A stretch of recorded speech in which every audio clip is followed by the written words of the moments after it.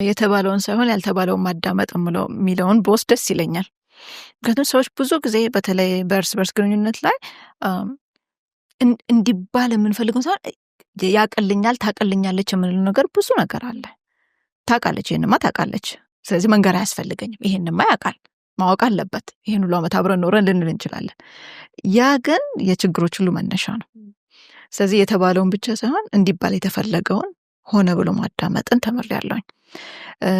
ከልጆች ጋር እንግዲህ የኔጎሺዬሽን ስኪል የድርድር ባህሌን ነው ያዳበርኩት። በጣም ችኩል ነኝ እኔ በተፈጥሮዬና ከችኩልነት ረጋ እንድል እንድጠይቅ አንድ ነገር ስጠይቁ ለምን እንዴት ብዙ ማዳመጥን ተምሬያለሁኝ። የተወሰኑ ማንደራደርባቸው ነገሮች አሉ። ያን ግልጽ አድርጎ ማስቀመጥ፣ ምን ለመደራደር ክፍት ነው፣ ምን ለመደራደር ክፍት አይደለም የሚለው በግልጽ ማስቀመጥ። ከዛ ውጭ ያለው በጣም የተወሰኑ ነገሮች ናቸው ማንደራደርባቸው፣ ከእሴት ጋር የተገናኙ ነገሮች ናቸው።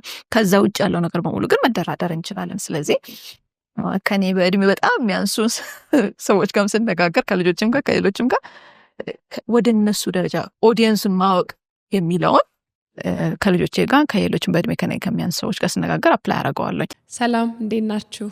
በሶፊያ ኮንሰልታንሲ ስር ከሚሰጡ ስልጠናዎች መሃል የንግድ ስራ ለመጀመር የሚያስችል ዝግጅት ነው። ንግድ ስራ ለመጀመር የምታስቡ ወይም ጀምራችሁ እዛ ላይ መታገዝ ለምትፈልጉ ይሄንን ስልጠና ብትካፈሉ ጥሩ ነው ብዬ እላለሁ። በግልም በቡድንም መታችሁ መውሰድ ትችላላችሁ። ከሀገር ውጭ ላላችሁም ተመልካቾቻችን በኦንላይን ስለምንሰጥ ትምህርቱን መካፈል ትችላላችሁ። ሙሉ መረጃውን በምናስቀምጠው ስልክ ደውላችሁ ማግኘት ትችላላችሁ።